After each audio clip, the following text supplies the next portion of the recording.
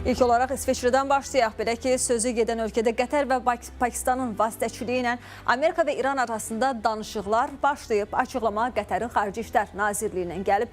Eyni zamanda İsveçrədə keçirilən danışıqlarla bağlı yeni detallar da məlum olub. Görüş başlamazdan əvvəl Amerika nümayəndə heyəti və təşkilatçılar İran və Amerika təmsilçilərinin əl sıxaraq birgə foto çəkdirməsini nəzərdə tutan protokol hazırlayıblar.